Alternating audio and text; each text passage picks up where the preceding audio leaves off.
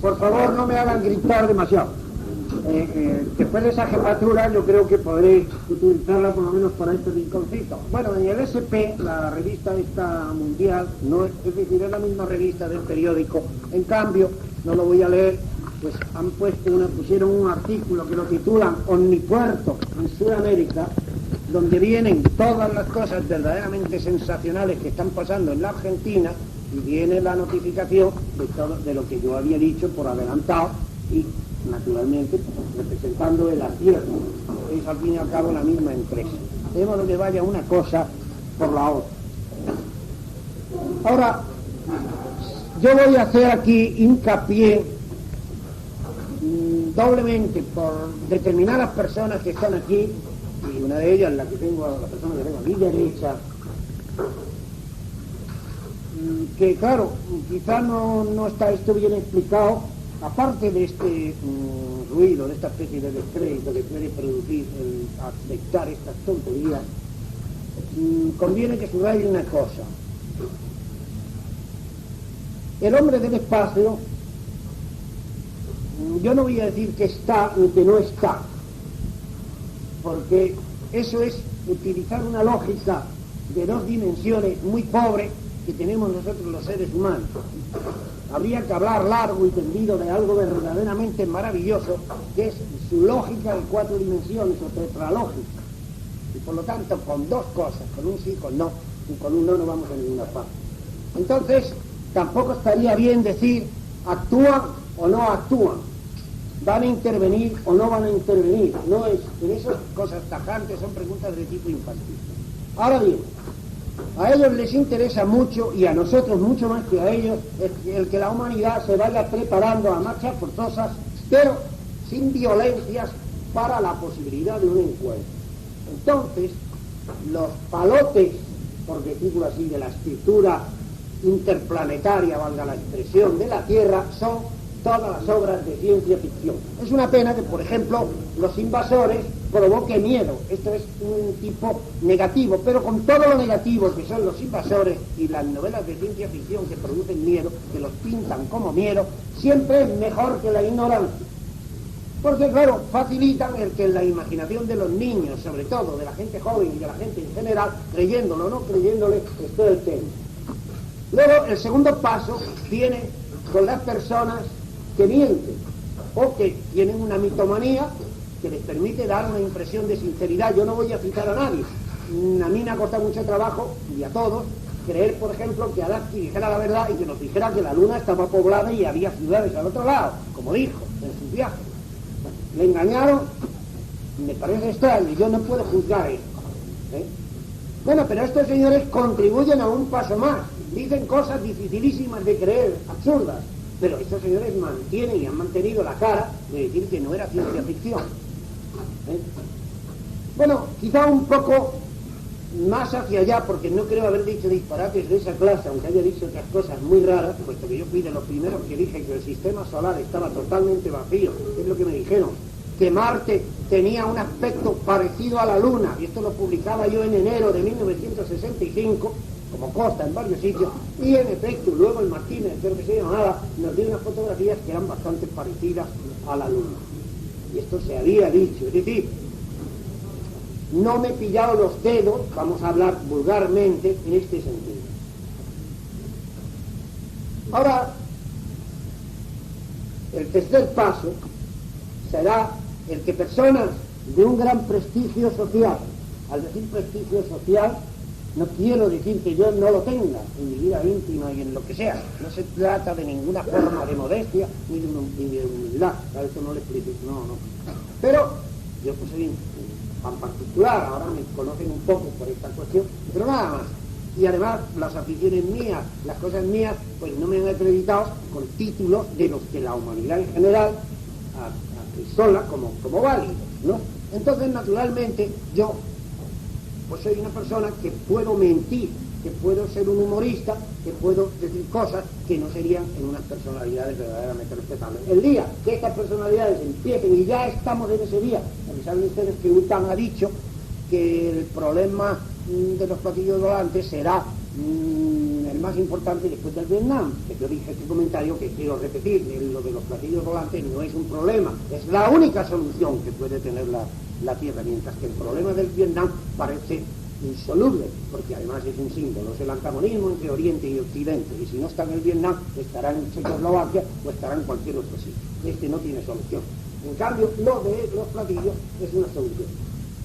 Claro, cada día se van conociendo más, ya se sabe que el gobierno ruso se ha ocupado, que el norteamericano, hay gobiernos que, según mis informes un poco secretos, quizás de pequeños países, que algún miembro del gobierno ha tenido ya ciertos contactos, no lo sé seguro, pero es casi seguro, pues claro, callado, ¿no?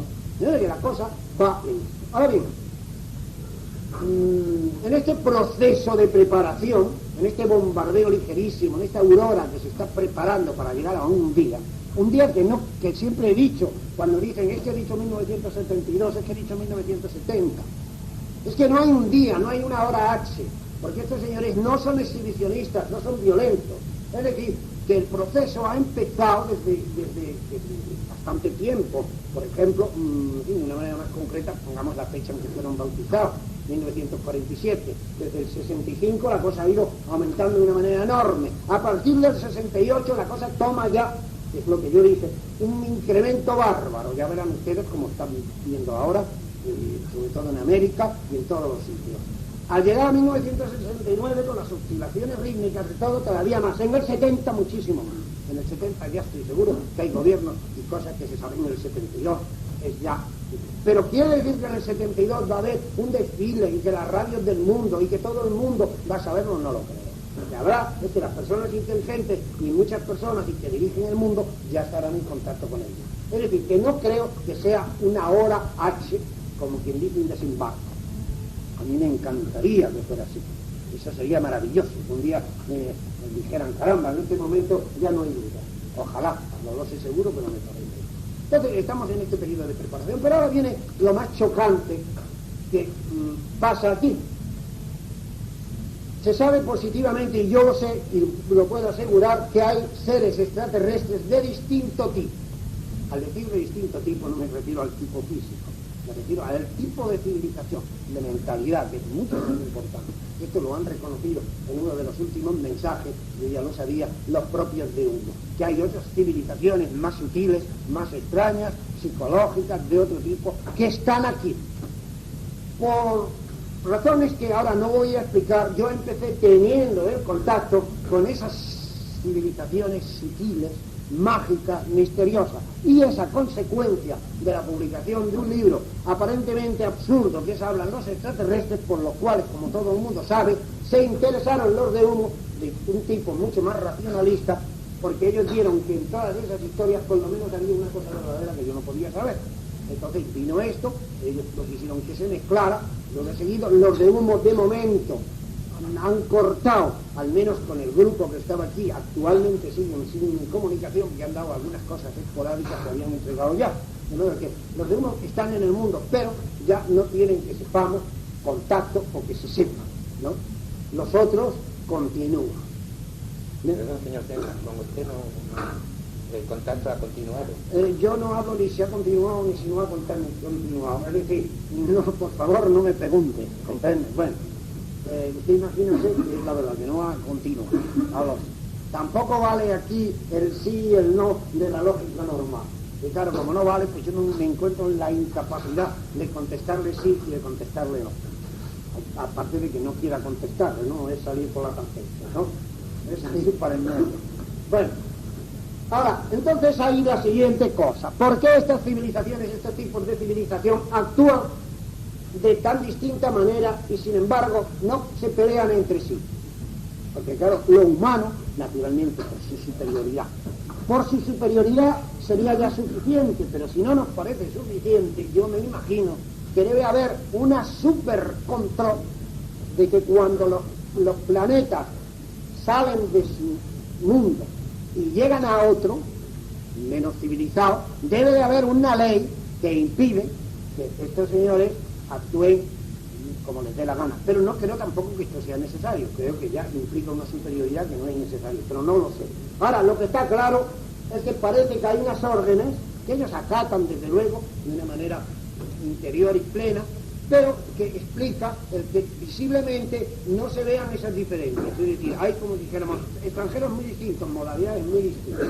Entonces ellos, dentro de ese margen de libertad que tienen, actúan, hacen sus test, dan sus experiencias, recogen, ven cómo está reaccionando la humanidad, y a mí me da la impresión, no lo digo con seguridad, de que en las personas que han encontrado lo suficientemente pacientes y lo suficientemente amplias para someterse a esta especie de experimento, de ponerle 2 tipos o 3 tipos distintos de modelo de estándar, que no es estándar, de modelo de civilización.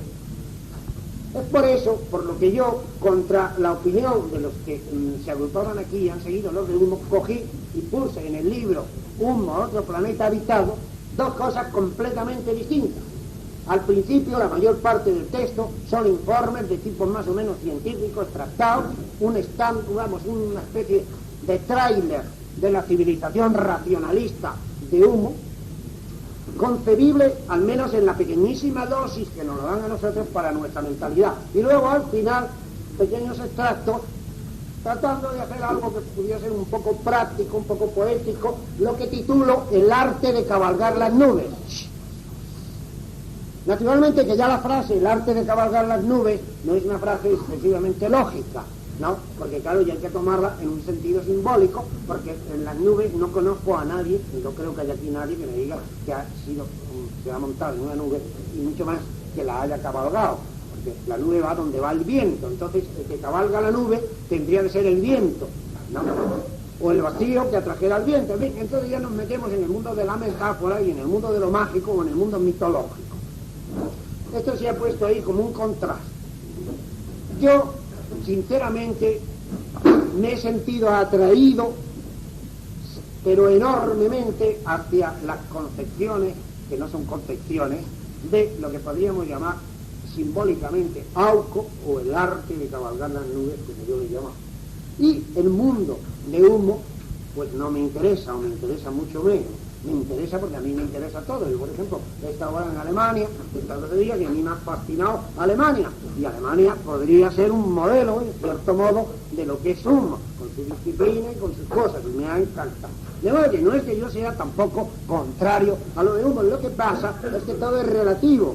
Entre ese mundo de Auco, como yo me lo he imaginado, y el mundo de Humo, yo prefiero el de Auco. Pero si no existiera el de Auco, yo creyera que no existiera, yo me gustaría. Está claro, todo es relativo, ¿eh? Esto me interesa hacerlo pasar. De modo que esta es la cuestión. Ahora bien, hay una cosa que está perfectamente clara en el desconcierto que nosotros tenemos actualmente en el mundo, con estas fronteras tan terribles, con estos colosos, China, Rusia, Norteamérica y las otras que no dejan tampoco de perturbar, y Francia, en fin, todas las potencias, con esos bloques enormes, no hay manera de hacer ninguna nueva construcción, porque ningún escultor, conocerán ustedes, que se ponga a hacer esculturas con, valga la expresión, con adoquines ni con piedras, podrá hacer en todo caso una pirámide o un monolito de estos, pero nunca podrá hacer la finura de una cara ni nada, porque para eso necesita trocitos más pequeños, es decir, necesita el barro. Entonces la tierra tiene que triturarse en el mejor sentido que sea eso posible. No hay más remedio. Antes de construir hay que destruir. El leñador es indispensable para el carpintero, no lo olvidemos, ¿no?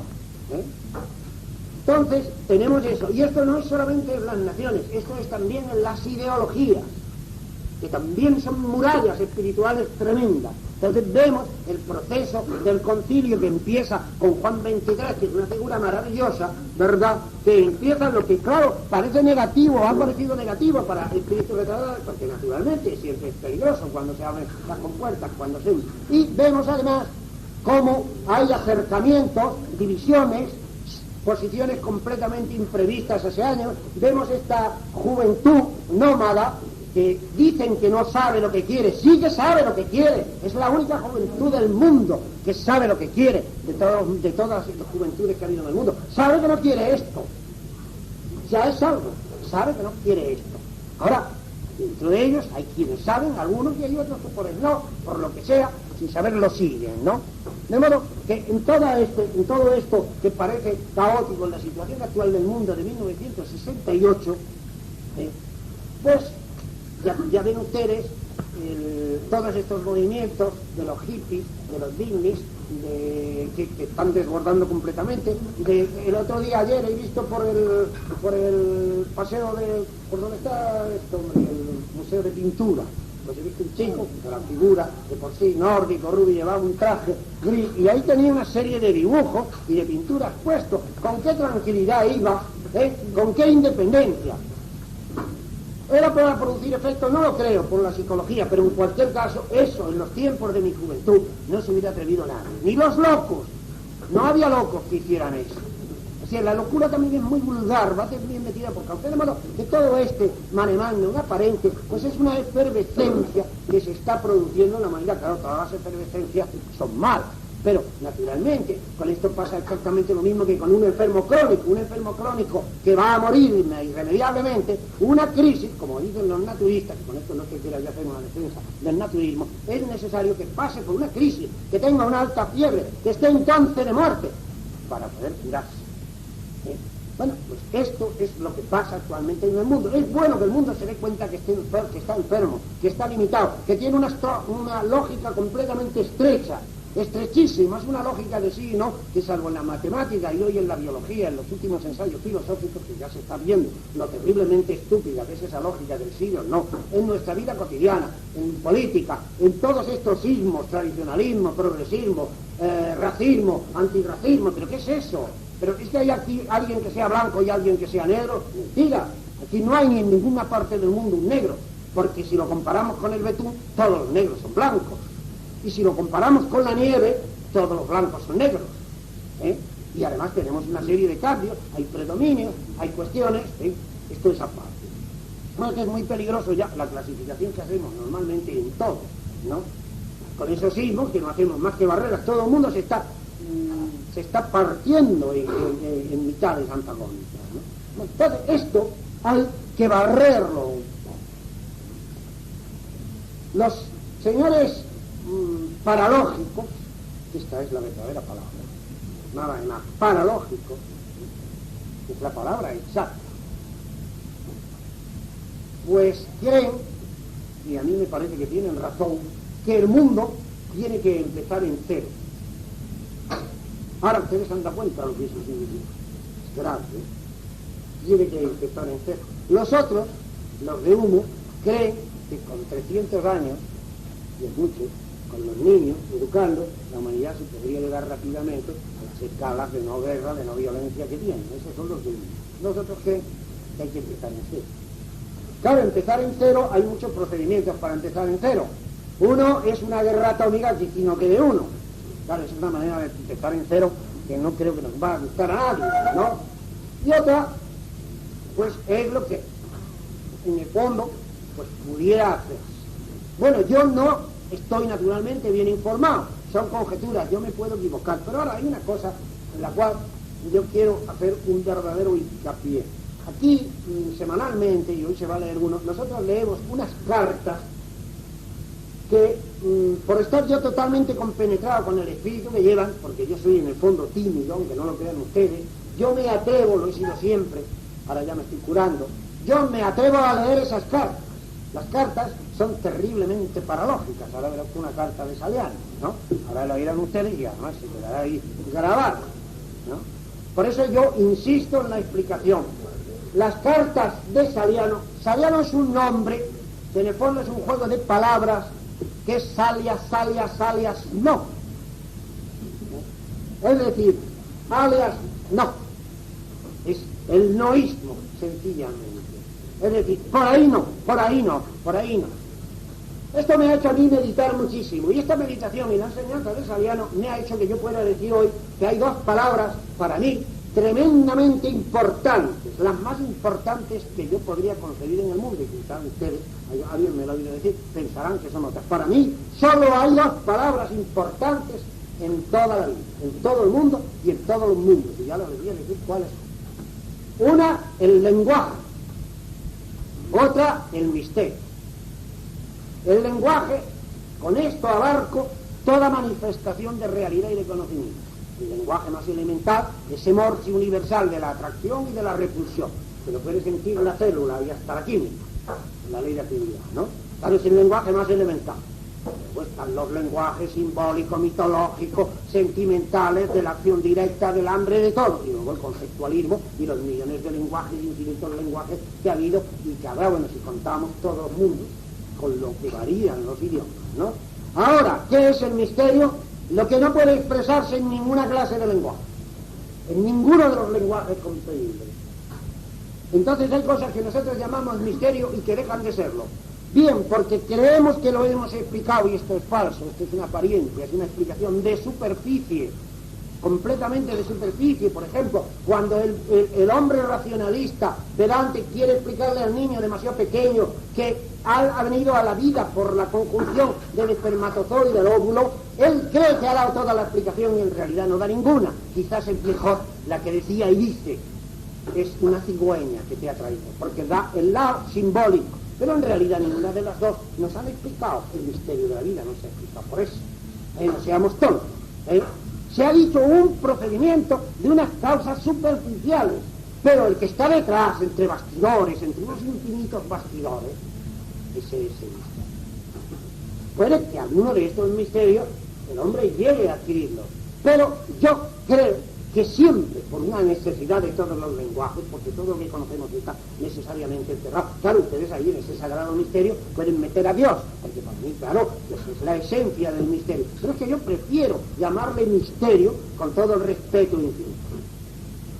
Bueno, entonces también aquí hay una enorme diferencia entre la filosofía de Auco y la filosofía de Humo. La filosofía de Humo, aunque reconoce que las entidades adimensionales y atemporales no son susceptibles de especulación, como es Dios, Woa, como es el alma, Boagua, y como es el Boagua de ahí, con lo cual ya han concedido una cuestión, pero en el fondo le han dado un colorido, no han sido suficientemente respetuosos, le han dicho ya dimensional, le han dicho ya... No, los otros juegan con el misterio y lo respetan y tienen el misterio o lo irracional.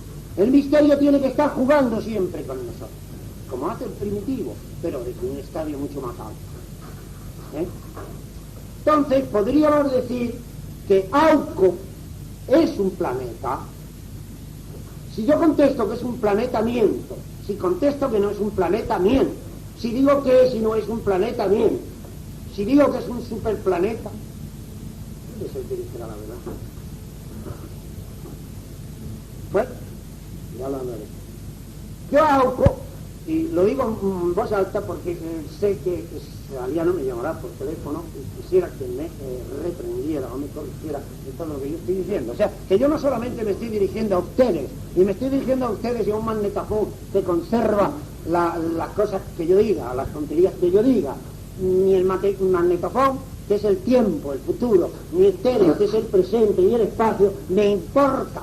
Lo que verdaderamente me importa, y perdónenme la sinceridad, es la opinión de la otra parte, que yo sé positivamente, y esto anda pruebas hasta el infinito, aquí, que se entera. Entonces yo me voy a permitir hacer una calificación que tal vez sea comprensible aclarándola de cómo yo considero yo al planeta, al superplaneta, al semiplaneta, al no planeta, a la entidad paralógica, a la gran interrogación que vamos a llamar. Yo le llamaría un mundo mitológico, entre comillas, y psicodélico. Y voy a emplear la palabra en su mejor sentido. Voy a emplear su palabra y voy a emplear una palabra moderna que viene muy bien, que además yo la tenía ya desde hace tiempo. Pero como es una moda que va irrumpiendo con una fuerza tremenda, esto no hay quien lo pare. Ya saben ustedes que los psicodélicos en el peor sentido son las drogas, el cáñamo indio, el LSD, el peyote, etcétera, etcétera. Es un procedimiento fatal. Podría, en una mínima dosis, en un hombre super excepcional, que tampoco no más ejercería, no hacer daño, ser una puerta. Pero para cualquiera de nosotros, este es el camino fatal, porque puede conducir una esquizofrenia o una situación, eso lo han reconocido hasta los mejores hippies que se han liberado de las... Luego hay un arte, la saben ustedes. Yo traje un libro, precisamente el libro rosa, lo cité cuando estuve en París, que se está abriendo mucho camino, que es el producir un efecto, digamos, en cierto modo, análogo, con juegos de luces, con efecto, con literatura, con pintura, que podríamos decir psicodélica, que va mucho más del expresionismo, mucho más allá del dadaísmo, que el dadaísmo ha sido un precursor completo del asunto y que está hoy inundando y que va a inundar todo, lo digo por anticipado, y lo digo en fecha de hoy, lo va a inundar todo. Ahora bien, lo que no se ha hecho apenas es lo más sutil, lo menos peligroso, porque naturalmente voy a hacer 2 grados, digamos, de expresión, de lenguaje o de arte, como quieren ustedes llamarle, psicodélico. Uno, el de la droga, el peor, fuera. Otro, el de la sustitución de la droga. Es decir, en lugar del narcótico, el efecto hipnótico, el golpe de los sentidos, el ruido, las cosas discordantes, etcétera, ¿no? Y el tercero, que está apuntando, pero que no lo saben hacer todavía, es conseguir un arte. Bueno, en música es más fácil, en la pintura, en la literatura, pero especialmente en la literatura, que produzca efectos psicodélicos y efectos de ensanchamiento de conciencia, o de salida de conciencia, o de extraconciencia. Bueno, naturalmente, ya saben ustedes que yo ya llamé desde el primer momento, en el libro lo tengo, a Auco, el planeta edénico de las 4 lunas. Tiene 4 lunas. Muy bonito, tienen que ser, ¿verdad? A veces se juntan las 4 en el cielo no tiene nunca, el sol no tiene nunca la intensidad, las aguas no son saladas, y ahí hay un gran simbolismo, son dulces, con lo cual la gente nada más difícilmente, bueno, como pasa aquí en los lagos, al cabo son grandes lagos, no hay esquinas, como en casi todos los símbolos, ya saben ustedes que las esquinas, los ángulos, las cosas estas, pues son verdaderamente lo más, es lo más hiriente, todo redondeado. Entonces, esta concepción, este ensanchamiento de conciencia que tiene el ser azul, porque hay simbólicamente 3 seres en Auco, los hombres azules, superhombres, los hombres verdes, que es una cosa simbólica, y los rojos. Los rojos representan el músculo, ¿verdad? Los azules representan el nervio, ¿no? El interpe, y los azules representan la verdadera creación y la realización, con un ensanchamiento de conciencia que les permite una especie de utilidad en las cosas y una verdadera bimentalismo, yo creo que hasta trimentalismo, ¿no? Es maravilloso con ese ensanchamiento de conciencia. Todos los problemas del hombre nos vienen de nuestro estrechamiento de conciencia. Nos pegamos, todos vendemos una herencia por un plato de lentejas, porque en ese momento la apetencia por el plato de lentejas es tan grande que como tenemos yo es efímero, resulta que ese yo, el yo simbólicamente de Saúl decía, bueno, yo verdaderamente me quiero comer el plato de lentejas, el otro reflexionaba y decía, pero cambiarlo por una herencia, pero el pequeño yo iba a morir, de manera que hasta cierto punto tenía su lógica. Decía, bueno, y a mí qué me importa la herencia que van a recibir la serie de yoes sucesivos, si a mí yo voy a morir, es una imagen, ¿no? Entonces yo le cojo. Este es el problema central de este asunto. Bueno, pues bien, las cartas de Saliano las estoy explicando, ya lo he explicado muchas veces, pero esta vez en atención a las personas nuevas y a que me oigan y al magnetofón, pues estoy dando la explicación quizá un poco pesada, reiterativa, porque el tema no es fácil. El tema es este: las cartas de Saliano producen contrastes, efectos y desbordamientos lógicos, simbolismos, mitos, en fin, es algo que a grosso modo podríamos decir psicodélico. Esta es mi impresión, no es que me lo hayan confirmado, lo tengo desde siempre y ya he apuntado muchos días en él, pero a mí es que me interesa explicarlo bien para saber si verdaderamente no voy a caminar. Bueno, pues después de esta larguísima preparación, yo creo que ya están ustedes un poco en condiciones de escuchar la carta de Saliano, mitológica o psicodélica, que yo voy a leer y que va dedicado, como siempre, a lo que él llama Hijos de la Ballena, puesto que es el nombre. Tampoco se asuste nadie, porque muy a menudo nos llama cariñosamente, o como quieran ustedes, nos llama cerdo. Como esto puede costar aquí en la cinta magnetofónica, también me tengo yo me tengo yo que curar en salud y tengo que explicarlo. Ya saben ustedes que Cristo, todo lo respeto, hablaba de los cerdos, que no se comían, no dais perlas a los cerdos. Luego ya tenemos, no diré un precedente en el sentido exacto, pero ya tenemos el simbolismo del cerdo. El cerdo tiene una voracidad y no divide las cosas más que en dos: lo que le gusta y se lo come, o lo que no le gusta y lo rechaza. Ese es el sí y el no del otro, con la diferencia de que nosotros lo disimulamos, lo sublimamos, lo cambiamos, pero en el fondo, en la mayor parte de nosotros, en un porcentaje muy grande, desgraciadamente, vive el cerdo, que además es un animal muy inteligente y que vemos todos que va a servir para rejuvenecer el corazón del hombre, como ya se está pensando que los corazones de cerdo son los que mejores van a sustituir los nuestros. De modo que queda esto aclarado. No creo que en la carta de hoy nos mencione esto, pero por si acaso, y como la voz va a costar, yo creo que coste la preparación. ¿Está claro? Quiero usted que voy a hacer una pequeña palabra.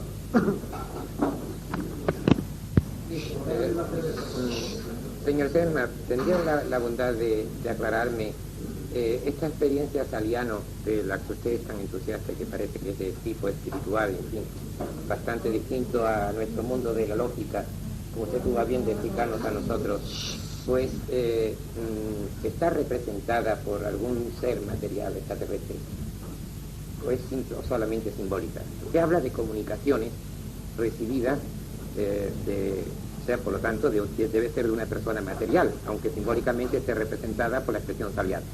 A eso se refiere mi pregunta. Bueno, en primer lugar, la clasificación de espiritual sería tan mala como la clasificación de material, ¿no? Lo difícil que tiene esta experiencia es que por ser paralógica, ir más allá de la lógica nuestra, las preguntas ya están mal planteadas y las respuestas no se pueden dar. Es decir, es en una forma muy distinta, como si cuando estoy hablando yo del verde y el azul, una persona que es ciega al color me pregunta si es más o menos negro, gris o blanco. No hay posibilidad. Es decir, está utilizando solamente una gama de dos colores y ha aparecido esto, y esto sin contar con el ultravioleta y con el infrarrojo. Claro que no es en los colores, es en todo. Entonces, primero hay, y esto es lo difícil, que emplear por lo menos 4 sistemas de lógica distintos.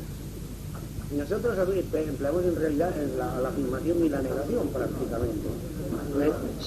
¿Qué? ¿Pero de qué forma recibe usted ese mensaje?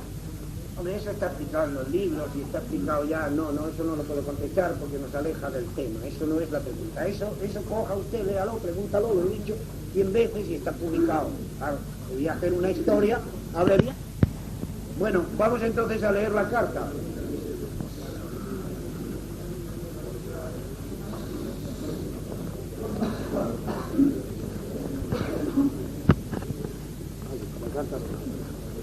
Las cartas además acostumbra a dar unos mensajitos a algunas de las personas que vienen habitualmente aquí. El criterio que se sigue en general es un criterio elegido por el comunicante. En algunas ocasiones ha valido mi indicación, en el caso mío, cuando yo te nombré, entonces ha sido en alguna otra persona, pero la mayoría de los casos es elegido, y hay gente que viene aquí con mucho interés y con mucho amor por esto y no ha recibido jamás, tú por ejemplo, ningún mensaje, ¿no? Y otras personas, como el amigo Benito, que es un hombre rebelde y díscolo y que lo tomaba a broma, ¿no? Pues ha recibido siempre mensajes, incluso le ha llamado alguna vez, cosas de la vida, ¿no? En fin, las cartas son raras, llevan unas formas simbólicas generalmente.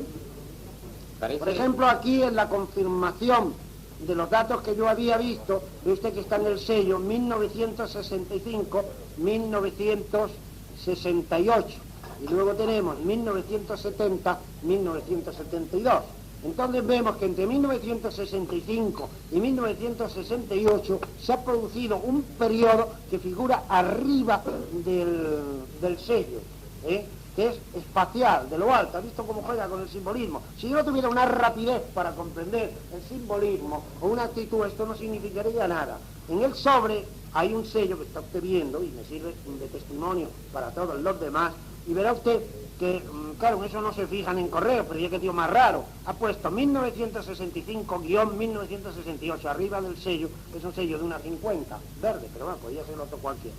Y debajo, exactamente simétrico, debajo del de 1965 abajo, 1970-1972. Entonces, yo me puedo equivocar, pero utilizando un lenguaje analógico, esto es simple analogía, no hay ninguna lógica especial, podemos decir, del año 65, en que se produce una cantidad muy grande de apariciones, del año 1965 al año 1968 en que estamos terminando, hay un periodo que podríamos decir celeste, por arriba de vista sobre todo de platillo, y en cambio de 1968 al 70 hay un periodo que es el vertical, que no sabemos qué es lo que va a pasar, si va a seguir, pero luego de 1970 a 1972 ya están abajo, ya están en la tierra con sus raíces, y en este periodo increscendo va la que pudiéramos llamar, es decir, la invasión pacífica de 1970 a 1970. Bueno, como yo esto lo había dicho, en la carta que yo he recibido hoy, me ha sido confirmado de esta manera graciosa, simbólica y original lo que yo había pensado. Claro, la gran incógnita es qué pasa de 1968, que estamos ahora, cuando finalice este año, a 1970, que es un periodo, si contamos, es un año en realidad, porque claro, no sabemos si cuenta al año, sí debe de contarlo. Es decir, ¿qué pasa en el año 1969? Que es el que está, que es el que falta, usted lo está viendo, ¿no? Bueno, luego vamos a leer la carta. La carta es simbólica, la carta es psicodélica, la carta es mitológica, la carta no tiene una lógica, pero tiene un simbolismo y tiene un efecto. La persona que quiera percibir por primera vez algo debe de escucharla de la siguiente manera. Esto no va dirigido al consciente, va dirigido a profundidades del subconsciente. Lo único que hace falta es que el consciente esté atento para que no le cierre la puerta o los oídos. Esto hay que oírlo con las orejas abiertas, pero no tratar de entenderlo. ¿Está claro? No está claro, pero esto es lo que hay que hacer. Bueno, guarden por lo tanto silencio. ¿Qué forma de poner las cosas? Manzano. Ya saben que la carta, ¿cómo la he calificado? Oh, hijos míos de esta ballena triste. Ya se sabe que se llama la ballena alegre, claro. Oh, hijos míos de esta ballena triste, escuchad una triste balada que fue cantada por Nicomedes, que fue hijo de Natanael, que fue sal y pan y luz. Es símbolo que podríamos hablar mucho, pero digamos que fue sal y pan y luz. Hay una luna a la derecha, todo está en negro. Del aroma de Mahoma. No, la gente se ríe porque es natural. Ese es efecto psicodélico. Del aroma de Mahoma. Del tambor del pastor. Si comes nísperos tiernos, un triángulo triste con la luna, el castor y la seda formarás. Una fogata no es una catarata, mas una barriga pirámide es, pues no hay lagartija que tierna y hermosa el 20 de julio rompa el cielo perezoso. Sintonizad vuestros cerebros con el triángulo cósmico. Os habla Nicanor, habitante del planeta Auco. Hoy voy a narraros algunos aspectos de la vida en el planeta Auco. Escuchad. En nuestro planeta no hay lagartijas, pero existe un animal híbrido de salamandra y pollo, que es vivíparo y se alimenta con canela y vainilla. Reírse pero guardar silencio después, porque no yo tengo que ir. Mis complanetarios aprecian mucho su carne, que después de desprovista de su piel verdosa con escamas y plumas, es molturada en un aparato parecido a las batidoras terrestres y se sirve helado tras despojarlo de huesos y cerebro en un vaso de arcilla con una aceituna.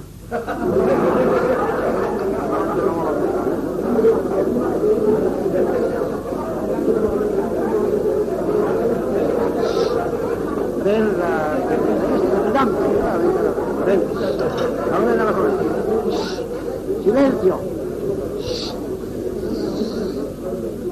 De postre se toman croquetas de avisarardúo, que es otro bípedo, mitad búho y mitad conejo.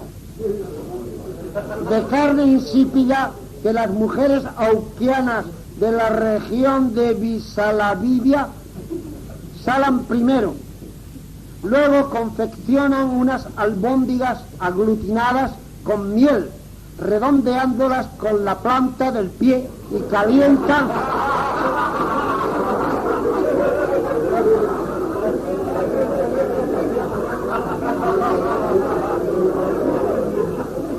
luego confeccionan unas albóndigas aglutinadas con miel, redondeándolas con la planta del pie y calientan en las axilas.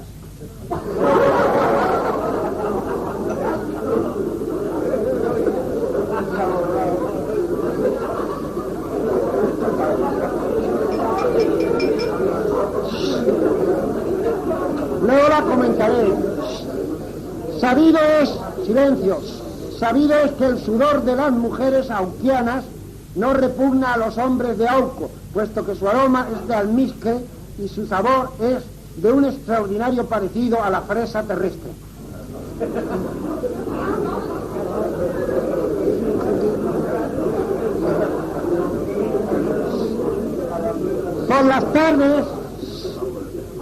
Por las tardes, las mujeres de Auco salen todas en larga procesión, portando en la mano derecha un lucero y en la izquierda una caña.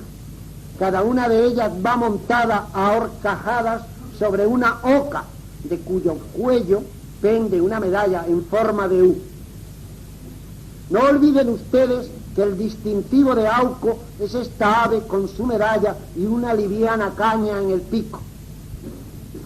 Cuando todas llegan al valle de Aurinoada, viene de Aurinda, Aurinoada, bajan todas las mujeres de sus monturas, se desnudan con pudor arrodillándose ante las cósmicas ocas y presentan sus virginales senos ante las libidinosas aves. Apagan sus luceros y tras sufrir las picaduras de sus amas les ofrecen humildemente las cañas en el pico. Se ha consumado el Bora Bororo.